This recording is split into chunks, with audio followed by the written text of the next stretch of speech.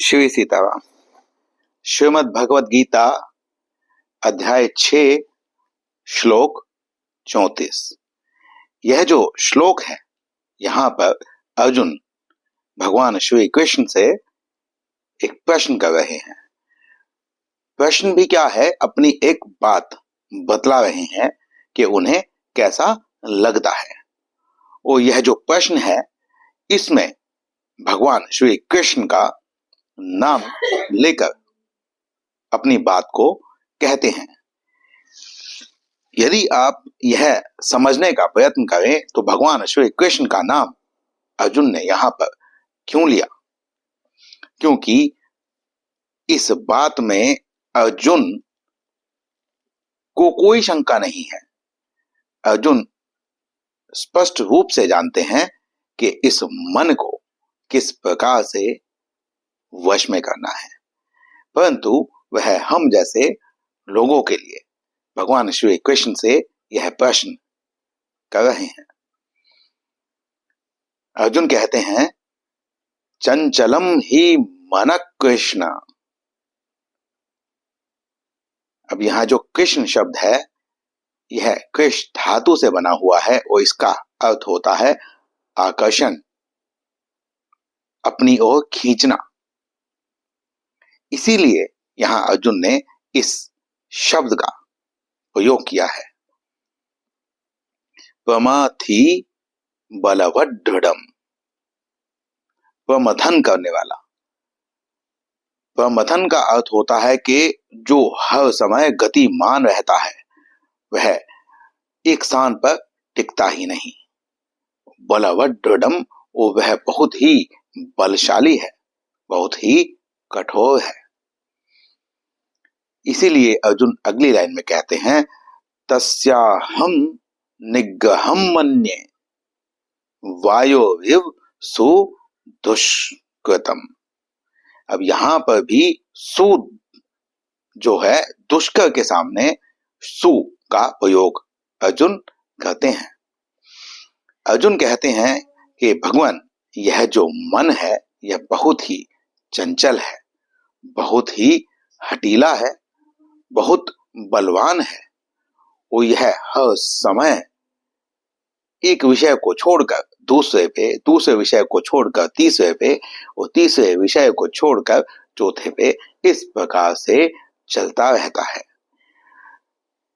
इसीलिए मैं यह मानता हूं कि इस मन का निग्रह करना, इस मन को अपने वश में करना, वायु को भी वश में करने से अधिक, या ये कहें कि उसी प्रकार मैं इसे मानता हूं जैसे वायु को वश में करना दुष्कर है। स्वतंत्र वायु की यहां पर बात की जा रही है। यह स्वतंत्र वायु वो नहीं है कि आप फैन चलाएं, पंखा चलाएं, उससे जो हवा उत्पन्न होती है, फैलती है, तो आप पंखा बंद कर दें तो आप यह कहें कि यह जो वायु है, इस पर मैंने नियंत्रण पा लिया है। ऐसा बिल्कुल भी नहीं है। यहाँ पर जो बात कही जा रही है, वह आकाश में जो स्वतंत्र वायु होती है, उस वायु की बात की जा रही है। जिस प्रकार स्वतंत्र वायु को वश में नहीं किया जा सकता, उसी प्रकार मन को भी वश में नहीं किया जा सकता, या उतना ही कठिन है। तो यह असंभव सा लगने वाला जो कार्य है, यह अर्जुन को असंभव नहीं लग रहा है।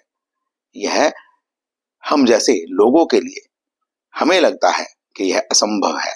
इसीलिए अर्जुन ने भगवान श्री कृष्ण से यह प्रश्न किया, और इसी प्रश्न में उत्तर भी है। अर्जुन ने यहां भगवान श्री कृष्ण का नाम लिया। कृष्ण का अर्थ होता है आकर्षण, जो अपनी ओर खींचता है। तो कृष्ण शब्द को बोलकर अर्जुन यह कहते हैं कि भगवान, आम आदमी के, जो योगी ना हो, जो गृहस्थ हो, जो इस माया जाल में भटका हुआ हो, परंतु जिसकी श्रद्धा आप पर हो, जो सर्वत्र आपको ही देखने का प्रयास करता हो, जो अपने स्वरूप को जानने का प्रयास करता हो, जो आपको विशेष मानता हो, जो आपकी शरणागति में आना चाहता हो, चाहे वो उसके लिए प्रक्रिया, जो विधि विधान है, उसे पूरी तरह से ना जानता हो, बस एक भोले भक्त की भांति आपके चरणों की वंदना करता हो, आपकी कथा का रसास्वादन करता हो, जो आपके सत्संग की बातें सुनता हो, जिसका इसी में चित्त लगता हो, ऐसा व्यक्ति ही इस मन पर निग्रह कर सकता है। तो यहाँ पर भगवान श्री कृष्ण से अर्जुन कहते हैं कि हे भगवान, हमारे बस की तो यह बात नहीं है कि हम वायु को वश में कर सकें या हम अपने मन का निग्रह कर सकें, परंतु यह संभव हो सकता है। और यह संभव इसी प्रकार से हो सकता है कि जैसा आपका नाम है, उसका जो अर्थ है अपनी ओर खींचने वाला, आकर्षण, आकर्षक, वैसा ही आप काम करें और हमारे मन को खींचकर अपने में लगा लें। तो यह एक भक्त की वाणी है, शब्द हैं। यह ऐसे एक महामानव के शब्द हैं जिसने भगवान पर ही सब कुछ छोड़ दिया है। वह कहता है कि मेरा जो मन है उसे भी आप ही खींचकर अपने में लगा लीजिए, क्योंकि मैं तो आप पर आश्रित हूं।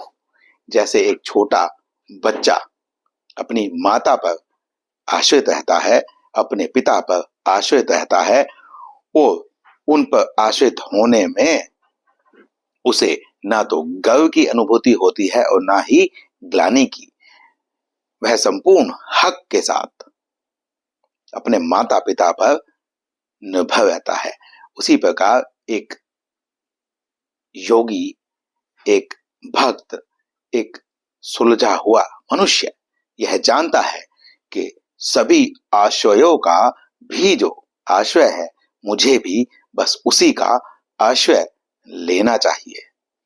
इसीलिए अर्जुन ने यहाँ पर कृष्ण शब्द का प्रयोग करके इस प्रश्न में ही उत्तर दे दिया, क्योंकि इससे पिछले जो श्लोक थे वहां पर भगवान ने यह कहा था कि वही योगी सबसे उत्तम है जो सभी जीवों में, सभी दृश्यों में मेरा ही दर्शन करता है, जो मुझसे अतिरिक्त कुछ और देखता, सुनता, जानता ही नहीं है, जो